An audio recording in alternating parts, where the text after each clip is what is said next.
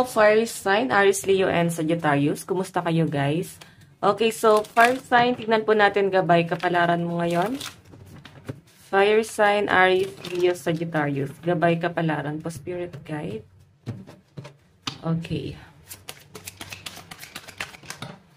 So, fire sign, meron tayong perceptive.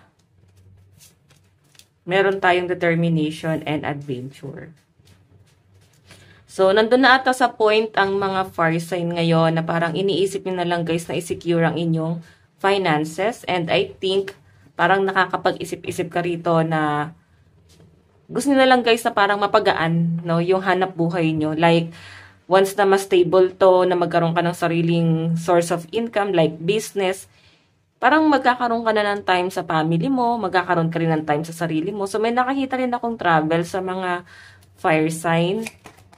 Kaya parang grabe yung pagsusumikap din ng mga fire sign dito. Meron tayong priorities and seek the truth. Ayan, no? Medyo naguguluhan lang din talaga kayo kasi parang sugal yung ginagawa nyo. Parang hindi kayo sure kung meron bang magandang ibubunga yung gagawin mong hakbang ngayon sa buhay mo. Okay? Parang pinag-iisipan ngayon ng mga fire sign na once na sumugal ba ako dito, may maganda bang ibubunga? So, alam niyo fire sign, ganito lang yan. Mas maganda pa rin na sumugal ka, lalo na kung ikaw ay galing sa hirap. Okay? Kasi pagka naisip mo, pagkagaling ka sa hirap tapos sumugal ka, hindi mo naiisipin na mawalan eh. Kasi nanggaling ka na dun sa kawalan before. So, kung meron kang pagsugal dito, lalo na kung ang iniisip mo guys, ang inyong mga priority sa buhay, source of income like business,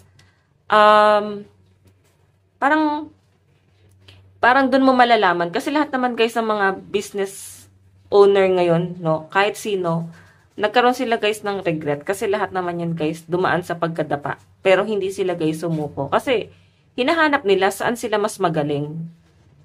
Okay, hinahanap nila saang porte sila guys. O ano yung porte nila. Okay, so I think ganun din yung dapat gawin ng mga fire sign dito. Para maski kayo guys, hindi kayo maguguluhan na dahil gusto nyo lang yung bagay na yon. Minsan kasi guys, yung mga bagay na hindi natin gusto, dun pa tayo nag-grow. Okay? Parang sa relationship lang guys.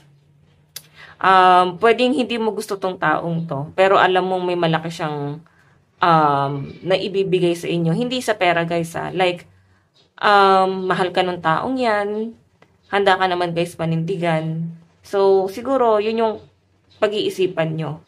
Okay, ayan o, meron kayong pag-iisipan. So, iba dito sa inyo guys, kung kayo ay patungkol to sa career mo, sa trabaho, siguro, hindi mo gusto. Hindi talaga to yung gusto mo, pero I think, napipilitan ka kasi wala kang choice.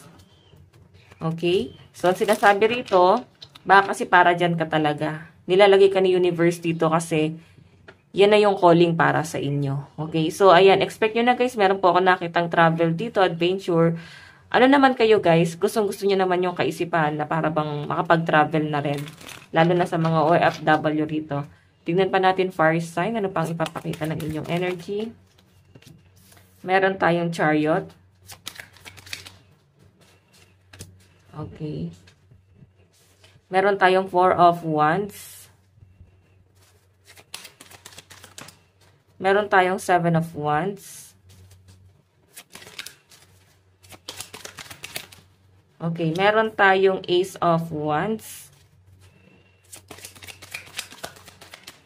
Ano ba spirit guide? Oops.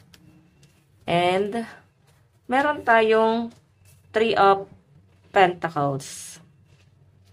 Okay. So, fire sign. Perceptive. The Chariot. So, eto guys ha. Parang sinasabi dito na meron ka dapat pag-isipan. Okay? Kung ito'y pagdating sa relationship mo at ikaw nandun ka sa point na iniisip mo na gusto mo pa rin mabuo yung pamilya mo pero nilagay ka sa third party na tong taong to.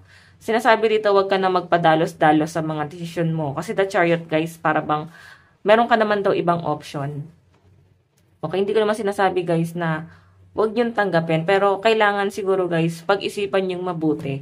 Lalo na kung meron siyang malaking kasalanang ginawa sa inyo.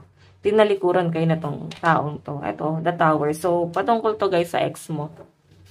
Okay? Paring ex mo yung nakakadil mo. Tignan pa natin. So, meron tayo guys, determination. And 4 of Wands. Meron po ako nakita nito guys, parang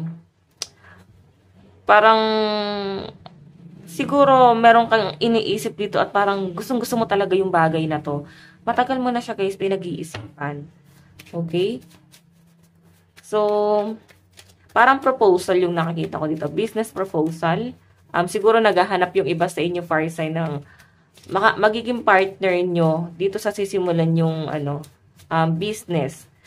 Pwedeng nandun kayo sa point na hindi nyo rin alam fire sign kung magiging successful ka dyan sa bagay na yan. Pero determinado ka dito sa bagay na to. So, I think, magiging maganda yung outcome nito. Dahil nga determinado ka dyan sa bagay na yan.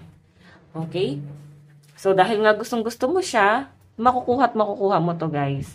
So, meron tayo guys, adventure and 7 of Wands. So, I think yung iba sa inyo para bang ilang beses nang nagkaroon ng delay, pagod na yung iba sa inyo. Kung kayo ay nagbabiyahe, may mga inaayos ba kayo? Pinaprocess na documents, requirements, or patungkol guys sa travel. Kasi guys, once is parang biyahe or communication. So, patungkol to guys sa biyahe. Tas adventure pa nakalagay dito. Siguro ilang beses na delay yung pagbiyahe ng mga fire signs. So, para bang hindi nyo na guys kaya pang tiisin, na para bang ilang beses na lang na delay, or para bang hindi nyo na guys kaya pang mag-antay. Okay, parang gusto nyo na guys na matuloy itong biyahe nyo na to. Okay, so meron tayo guys, 7 of Wands. I think matutuloy naman talaga siya. Kasi nakikita ko naman sa inyo fire sign na nagsusumikap ka dito para matuloy itong pagbabiyahe mo. O pwedeng kung dito lang naman to guys, sa Pilipinas, baka ilang beses nauudlot, no? Para bang nagiging drawing yung mga plano nyo na biyahe. So, yun siguro guys yung pag-iisipan nyo. Okay, kasi nga lagi nauudlot yung travel ng mga fire sign. So, meron tayo guys priorities and Ace of Wands. So, I think yung iba sa inyo, nandun ka sa point na parang iniisip mo rin kasi yung mga priority mo, tapos yung binabayaran yung bills monthly, baka meron din kayo guys binabayaran property monthly. So, nandun ka sa point, fire sign, na hindi yung iniisip mo. So, more on, pagdating lang to guys sa trabaho, and sa goal na gusto mong ma-achieve, no, in the near future. So, dun lang guys umiikot yung reading natin ngayon. Meron tayo dito guys, seek truth. So, marami ka guys makakasalamuha or makakausap. Like, magbibigay sa inyo guys ng idea. Ito, meron dito guys collaboration. Kasi pwedeng nandun ka sa kawalan, hindi mo alam kung ano yung gagawin mo. So, pwedeng may nagbibigay sa inyo guys ng information. Okay? Tignan pa natin guys. Siguro gusto lang din talaga nila guys makatulong. Kaya binibigyan ka nila guys ng information. Tignan natin ano ba ang inyong advice. Meron tayong focus on the positive. So, ayan guys, think positive lang. I think makukuha mo rin yung bagay na yan. Isipin mo na lang kung bakit nagkakaroon ng delay. Baka, pwedeng karma eh. Kung ba't nagkakaroon ng delay. Pwedeng sa ibang bagay. Baka may nagawa kayo guys na hindi maganda, lalo na karmic year ngayong taon. Or pwede rin naman guys na hindi ka na para dyan. Baka binibigay ka na ni universe sa iba na pwedeng doon mas maging successful ka pa. Okay, meron tayo guys meditation, routine, breath, quiet, and peace. So, I think yung iba sa inyo kailangan nyo na guys mag-exercise or at least meditate, no? Baka hindi na kinakaya ng inyong isip yung mga pressure, no? Okay, lucky number mo, nasabi ko na ba, 21 and 34. Ito lang po ang inyong reading. Maraming salamat po. Bye-bye.